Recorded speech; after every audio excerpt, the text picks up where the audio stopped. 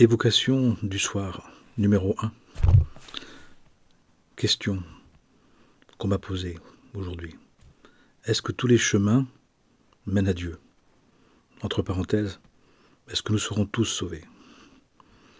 Réponse, oui, nous serons tous sauvés. Et tous les chemins mènent à Dieu.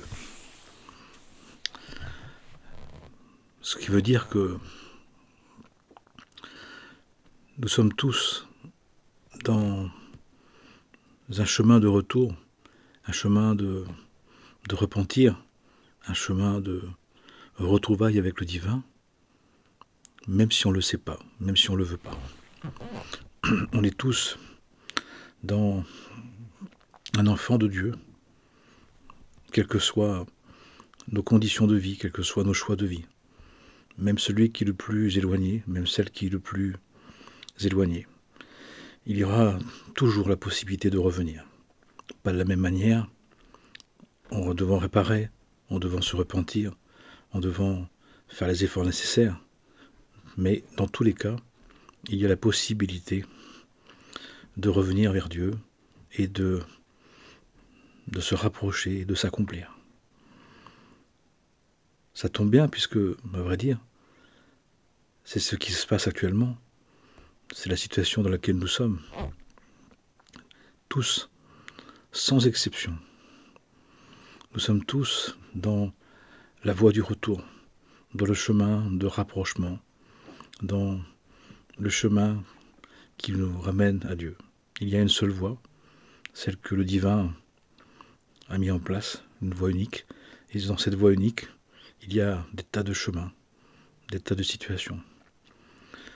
Et selon l'être que l'on est, selon nos choix, selon notre libre arbitre, nous avons pu nous éloigner, nous avons pu nous laisser aller, nous avons pu simplement expérimenter la vie à notre manière. Et à un moment donné, ayant expérimenté le monde, expérimenté la puissance, les passions, le pouvoir, l'argent, et à un moment donné, de trouver que finalement, ce n'était pas si intéressant, que ce n'est plus intéressant, que ce n'est plus si important. Et là commence le chemin du manque, le chemin du vide, le chemin de l'absence, le chemin de la recherche. Un assoiffement que plus rien du monde ne peut soulager. Un besoin d'autre chose, même de manière inconsciente, même de manière nébuleuse, mais quelque chose qui nous saisit. Ce qui fait que le regard que nous avons apporté sur les êtres, les événements, les circonstances, c'est ce regard-là, ce regard d'espérance totale, d'espérance absolue. Bien sûr qu'il y a des dégâts, bien sûr qu'il y a des réparations, bien sûr qu'il y a des conséquences. Mais on dit que le divin garde tout en mémoire, tout est noté, tout est enregistré. Ce qui fait que c'est imparable, personne ne peut échapper au jugement, c'est-à-dire à l'évaluation rigoureuse de ce qu'ont produit nos pensées, nos paroles et nos actes. Et finalement, c'est là où il y a une justice divine absolue, qui peut ne pas nous apparaître tout de suite, qui peut paraître absente ou injuste ou inconséquente, mais à vrai dire, qui est une justice véritable, qui est une justice qui s'appliquera de toutes les manières. Non pas pour nous détruire, non pas pour nous abîmer, non pas pour nous blesser, non pas pour nous faire du mal, mais pour nous aider et nous repentir, pour justement nous aider. Quel que soit le mur où on frappe la balle, où on lance la balle, elle nous reviendra d'une manière ou d'une autre, quelle que soit la force, avec la même force, avec la même intensité, que nous aurons à accuser réception et que nous aurons à vivre et à gérer et à utiliser pour justement revenir vers notre véritable personnalité, la personnalité divine, la sainte âme, l'âme divine que nous sommes, pour justement nous permettre eh bien maintenant d'accomplir notre part de ce projet spirituel. Alors bien sûr, parfois, ça nous dérange cette idée-là. Comment? Mais tous les chemins mènent à Dieu? Oui. Même le chemin qui n'y mène pas en apparence, a priori, en évidence dans l'incarnation. Mais l'âme est illimitée. L'âme a été créée pour s'accomplir. Et ce que Dieu veut, il l'accomplit de manière parfaite, de manière absolue, de manière certaine. Donc ça va se faire. Ce qui fait que, tout en se tenant, tout en reprenant l'autre, en le rappelant, nous devons savoir que personne n'est perdu définitivement. On peut être égaré, on peut être très égaré, on peut être très oublieux, on peut être contre, mais pour autant, à un moment donné, il y a des prises de conscience, il y a des retournements de situation, comme dans un très bon film, comme dans une très bonne série, qu'on aime tant à regarder, des heures entières, des nuits entières, à la place d'être dans le dialogue avec le divin. C'est un choix qui, à un moment donné aussi, s'épuisera. Toutes les passions du monde, à un moment donné, s'épuisent. Toutes les solutions par l'extérieur s'épuisent. C'est inévitable. Et en même temps, on nous dit que ça fait partie de l'expérience humaine. Mais à un moment donné, il s'agit, quand on constate que c'est plus ça, de passer à autre chose, tout simplement. Mais dans tous les cas, donc, tous les chemins mènent à Dieu. Tout nous ramènera vers lui. Même si les chemins sont particuliers, sont différents, sont uniques. Chacun fera l'expérience d'un appel, d'un désir, d'un assoiffement, d'un besoin, d'une envie de retrouvailles, d'une envie d'autre chose. Et souvent, c'est après avoir considérablement, justement, été de l'autre côté, de s'être détourné du divin. Et pourquoi pas? D'un point de vue de l'éternité, le temps n'existe pas. D'un point de vue de notre temps linéaire, le temps existe et il est très compté, il est très court. Et pour moi-même, des personnes pensent que Dieu serait incapable de proposer, dans son immensité, son éternité, qu'une seule vie, qu'une seule possibilité. Pourquoi pas? Mais si le divin est capable de le proposer une fois, il peut le proposer d'autres fois, soit sur cette terre, soit dans d'autres cieux, dans d'autres mondes spirituels. Mais dans tous les cas, pour nous accomplir. Ça veut dire aussi que il n'y a aucune inquiétude à avoir. Nous pouvons être tranquilles. Nous allons réussir. Chaque être humain va réussir. Pas dans le temps qu'il veut. Pas dans le temps qu'on veut. Pas comme on souhaite et peut-être. Pas comme on aimerait. Parce que souvent, quand on veut, nous, c'est se débarrasser. Ça se fasse et on se débarrasse. Le projet du divin, c'est de nous perfectionner à l'infini. Donc il n'y a pas de fin, puisqu'il y a l'éternité qui nous attend, qui est donc sans fin, sans début et sans fin. Mais ça veut dire aussi que l'amour peut tout, que l'amour pardonne tout, et là on comprend mieux que le divin est un être qui nous aime tellement, qu'il est capable de faire de tout un chemin de retour, un chemin de repentance, un chemin de devenir. Bien sûr que ça nous dépasse, bien sûr que ça nous dérange, bien sûr que ça nous déplaît. Il y a des choses qui pour nous ne sont pas acceptables, ne sont pas repentables, ne peuvent pas être tolérables, ne peuvent pas être pardonnées. Nous, et on a raison, mais pour Dieu, qu'est-ce qui pourrait ne pas être pardonné pour Dieu?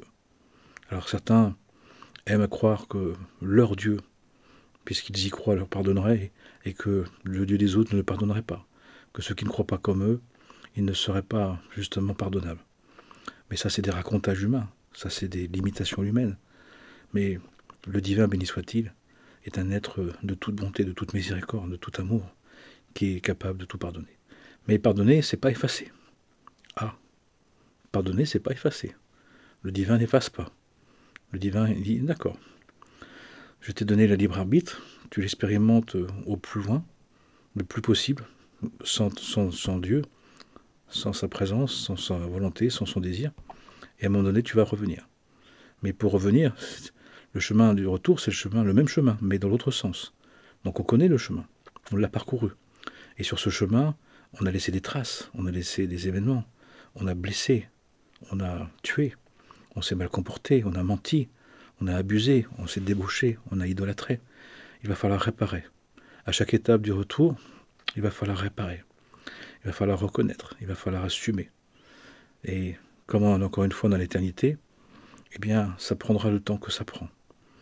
Ça prendra la forme que ça prend. Ça prendra le passage des mondes, le passage du temps que ça doit prendre. Peu importe, à vrai dire. Ce qui fait aussi qu'en le sachant, on peut peut-être mieux comprendre que dans cette vie, on est peut-être en train déjà de le faire. Et à vrai dire, c'est ce qu'on nous dit. On est déjà en train d'être sur ce chemin de retour, ce chemin de repentance. Et que cette création, elle est faite pour ça. Pour nous donner l'occasion, justement, de reconnaître nos erreurs, notre errance, notre manque, et de commencer à nous souvenir qu'on est un être divin, qu'on a besoin du divin pour s'accomplir, pour être bienheureux. Et celui et celle qui commence à le vivre, à l'envisager, à le vivre, à le vouloir, sa vie change. C'est la même vie, mais elle n'est pas de la même teneur. Elle n'est plus que ce qu'on veut, que ce qu'on y met, que ce qu'on y investit. On y a aussi une autre dimension, celle de la présence, celle de la conscience de sa présence, de sa volonté, de son amour, de son pardon, de son ambition de nous accomplir. Et ce que Dieu veut, encore une fois, il l'accomplit, il l'accomplira, de manière sûre et certaine, de manière parfaite, de manière dans le respect de notre libre arbitre. C'est pour ça aussi que notre libre arbitre, il est limité. À un moment donné, nous n'avons pas la liberté de tout reconfigurer. Nous avons la liberté d'expérimenter le fait de faire un certain nombre de temps d'expérience sans Dieu, contre Dieu même, soi-disant. Mais comme il est la seule volonté et qu'on est dans sa création, eh bien, encore une fois, quel que soit le mur où on lance la balle, elle reviendra. Quelle que soit la situation, quelle que soit la forme, on est sûr et certain que chacun y va revenir. Et même si les chemins du retour ne seront pas les mêmes, parce qu'il y a des personnes qui auront pu accomplir, commettre des actes qui ont besoin d'un chemin particulier de retour, le chemin du retour est possible pour tous. Si on est capable de casser, on est capable de réparer. Et Dieu est celui qui ne casse rien, mais qui est capable de tout réparer, de tout rédempter, de tout replacer dans sa volonté. Ça ne veut pas dire qu'on n'était pas dans sa volonté, mais qu'on a pu croire qu'on pouvait faire sans. C'est nous qui nous faisons croire ça. Mais c'est pas vrai. C'est comme un enfant dans la cour d'école, dans le jardin d'enfants. Il pense qu'il est libre, qu'il peut faire ce qu'il veut, mais il est dans un jardin d'enfants. C'est de la même manière. Nous sommes dans un jardin.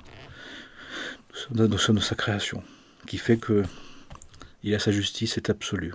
Il y aura à rendre des comptes de toute manière, de toutes les manières possibles. Donc, ce qui fait qu'on peut être tranquille, qu'on peut être soulagé, qu'on peut avoir une espérance. Le monde est en train d'évoluer, le monde est en train de s'accomplir, le monde est en train de réaliser le projet du divin. Ne nous en déplaise, qu'on soit d'accord, agacé ou pas, qu'on soit énervé. On peut s'énerver, il y a des tas de gens qui sont énervés, des tas de gens qui sont agacés, des tas de gens qui sont agressifs. Si on veut. Et à un moment donné, quand on voit que la colère déchire l'âme, quand on voit qu'elle nous rend complètement faibles, fragiles, anxieux, eh bien on arrête, parce que tout simplement, ça nous épuise. Et la plupart des êtres, nous dit-on, reviendront au divin dans un état d'épuisement, de saturation, de ras-le-bol, de désespérance, de désespoir, justement pour trouver cette espérance. Et l'espérance, c'est que on est sûr de revenir. On est sûr de revenir. Mais dans un temps divin, dans un temps qui appartient à Dieu. C'est pas le temps que l'on veut, pas la manière que l'on veut, parce qu'il y a des personnes qui, quand elles commencent à vouloir revenir et à comprendre qu'il faut revenir, elles veulent faire dans le temps qu'elles veulent, à leur manière, comme elles le souhaitent. Mais ça ne marche pas comme ça. C'est le divin qui décide, c'est le divin qui détermine, c'est le divin qui prépare, c'est le divin qui est organisé, et c'est le divin qui nous sert. Mais c'est le divin aussi qui dirige. Parfois ça énerve encore une fois, et pourquoi pas, mais ça sert à rien. De toute façon, on y viendra. On y viendra d'une manière ou d'une autre. On y viendra au fur et à mesure. La sagesse, c'est d'accepter au fur et à mesure que ça se passe comme ça. Et d'accepter que le divin y gouverne, que le divin, nous avons à le suivre. De devenir un bon mouton, une bonne brebis, une belle brebis, qui suit le berger. C'est l'image biblique. Eh bien, c'est vrai. De dire, moi je suis les enseignements, j'applique les enseignements, je fais ce qu'on me demande. Après, ce que ça fait, ça ne me concerne pas. Si ça le fait, ça ne me concerne pas. Je ne suis pas là, je ne suis pas Dieu, ce monde ne m'appartient pas. Savons-nous que le monde ne nous appartient pas? Est-ce que nous pouvons arrêter de penser que le monde nous appartient? Combien de personnes s'affligent, s'agacent, s'énervent, s'emportent pour ce qui se passe dans le monde?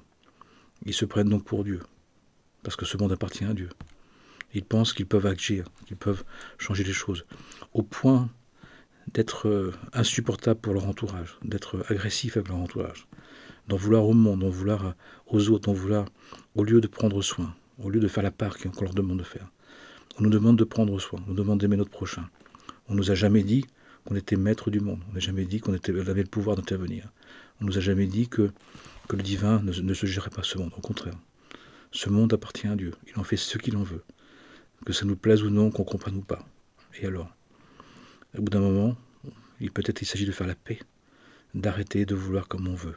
De toute façon, ça ne marche pas. Donc pourquoi s'énerver? Sachant que le temps est court et que d'être bien heureux, d'être dans la paix, ça n'attend pas. D'aimer son prochain, ça n'attend pas. Mais d'aimer son prochain, ça n'a jamais été dit que ça le changerait. Que ça changerait qui il est, d'aimer son prochain comme il est, avec ses deux penchants, de ses deux cœurs, de l'aimer comme il est, et d'en tenir compte. Mais nous voulons avoir des pouvoirs, nous voulons avoir une influence, nous voulons posséder, nous voulons influencer, nous voulons pouvoir changer les choses. En avons-nous les moyens? Vraiment. Réfléchissons à la question. Avons-nous vraiment les moyens de changer les choses? Et je vois des personnes qui s'énervent, qui s'agacent, qui deviennent vraiment agressives ou deviennent déprimées parce que le monde n'est pas comme ils veulent. Et alors, le monde ne nous appartient pas, le monde appartient à Dieu. Nous sommes de passage. Ce n'est pas parce que le divin nous propose de participer à ce monde et de nous aider à nous accomplir que nous avons à intervenir, que nous pouvons intervenir.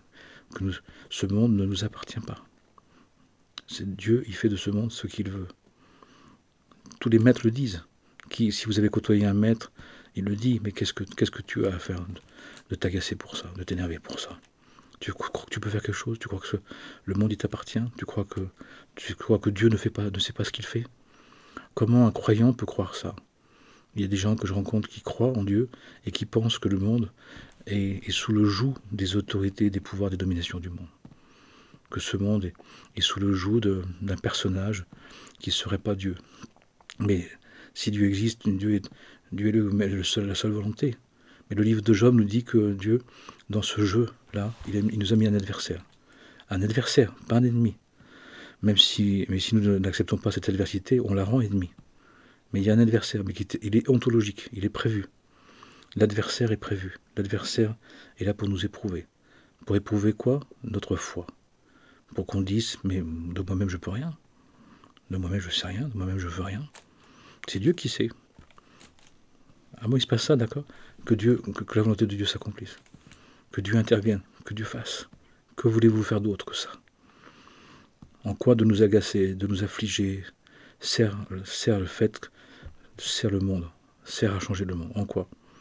La seule chose qu'on peut faire, c'est de dire que ta volonté soit faite, Seigneur.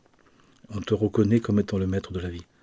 Voilà. Ça n'empêche pas de dire ce qu'on pense, ça n'empêche pas de dire qu'on n'est pas d'accord, ça n'empêche pas de dire qu'on est frustré, qu'on est touché par ce qui se passe. Mais à quoi servira de se fâcher, de s'énerver, de s'emporter? Bien sûr, on l'a tous fait. Il n'y a pas un instant l'idée qu'on ne s'est pas énervé. Mais à un bout d'un moment, quand on voit que ça ne marche pas, on peut arrêter aussi. On peut apprendre de nos erreurs, on peut apprendre de nos folies, de nos tentations.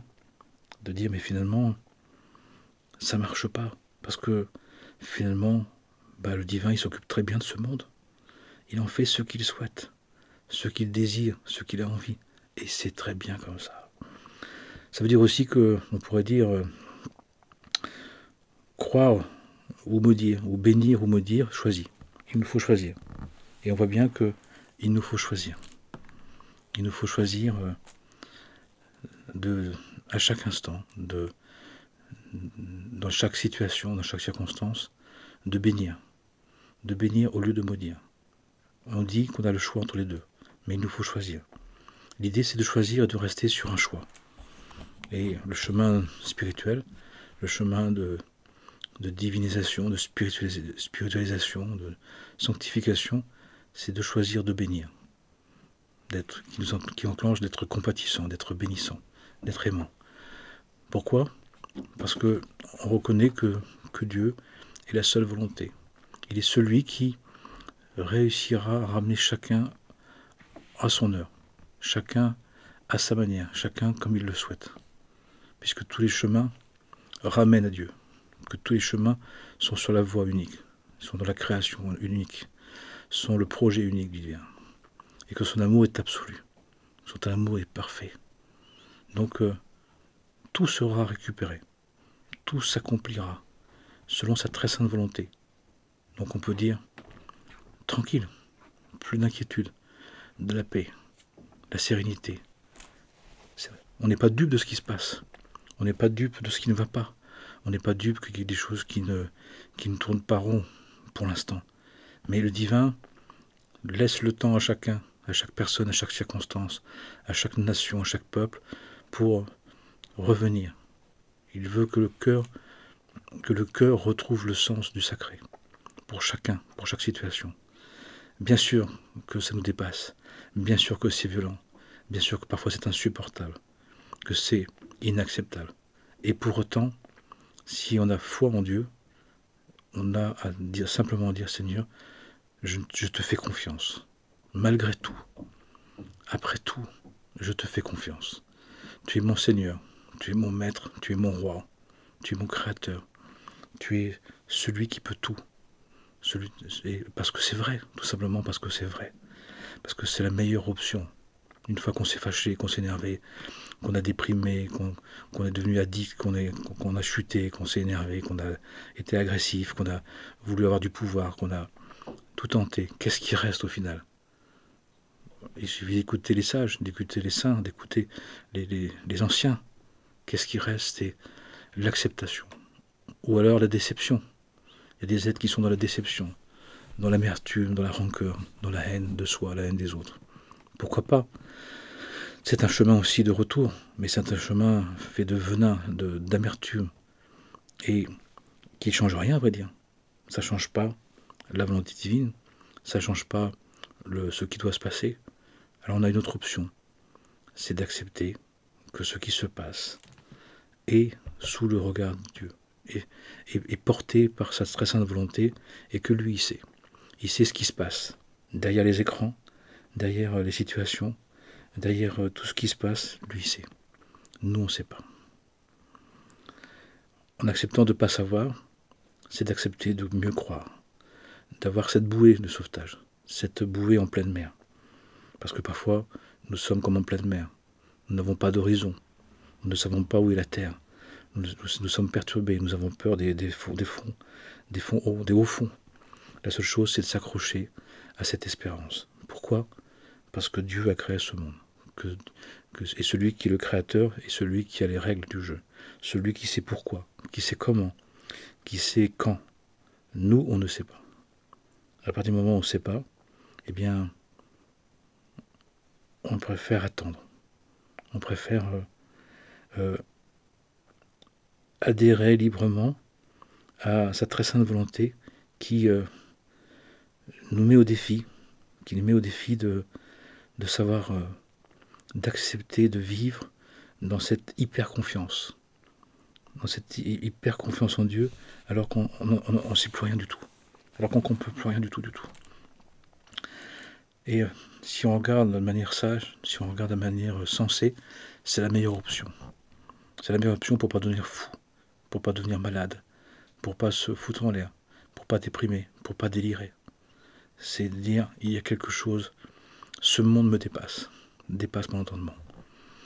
On est dépassé dans la sensation, dans l'entendement, dans la compréhension, dans le sentiment.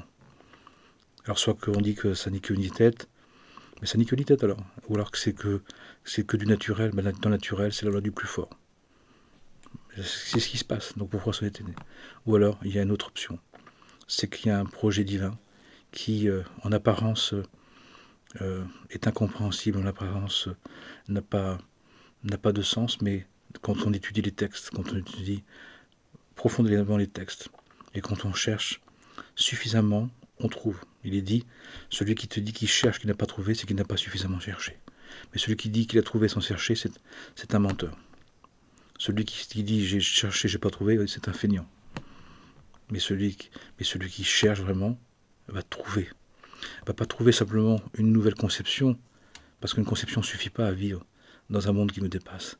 Mais il va vivre une expérience de la vérité, qui va lui donner quelque chose d'une confiance, d'une certitude que ce qui se passe n'est pas pour rien, et pour quelque chose. Et qu'il y a quelqu'un qui gouverne, il y a quelqu'un qui sait, et qui s'appelle Dieu, de manière générale. Mettez-y encore une fois les mots, la forme que vous voulez. Peu importe, peu m'importe, et peu importe. Mais l'essentiel, c'est à un moment donné, en cherchant dans les enseignements, de tous les enseignements, à un moment donné, c'est pour faire une expérience d'une prise de conscience intérieure, qu'on ne peut pas forcément expliquer, qu'on ne peut pas forcément au départ partager, mais c'est une évidence intérieure. À un moment donné, il y a une expérience, ou des expériences, d'une évidence intérieure. Que tout ça est fait pour quelque chose, que tout ça n'est pas fait pour rien, qu'il y a un sens profond. Parfois, ça nous a traversé un instant, parfois c'est revenu, parfois on l'a vécu dans l'enfance et ça revient, etc., etc. Mais dans tous les cas, sachons que tous les chemins ramènent à Dieu, quels que soient les chemins. Pas de la même manière, encore une fois, ça demandera de réparer, puisque le chemin de retour est le chemin du départ, comme la parabole du fils prodigue. Et donc, on reviendra, on est sûr de revenir. Ça veut dire aussi que l'amour divin, qui est absolu, qui est parfait, est capable de tout compenser, de faire de tout sa volonté, de faire de tout un retour, un chemin de retour. C'est ce qu'on essaie de faire en tant que parents, c'est ce qu'on essaie entre amis, c'est ce qu'on essaie de faire un tant soit peu au quotidien, de laisser une seconde chance, une troisième chance. Le divin, lui, nous laisse une chance permanente, un retour permanent. Il y a toujours la possibilité du retour. C'est incroyable. Quelle bénédiction, quelle grandiosité, quel émerveillement. Qui fait que nous pouvons nous apaiser, nous pouvons devenir tranquilles, nous pouvons être sereins. Tous les êtres, toute la création, toute l'humanité s'accomplira, se réalisera dans sa volonté, par sa volonté, dans son amour, dans sa compassion et dans sa bénédiction. Amen et Amen.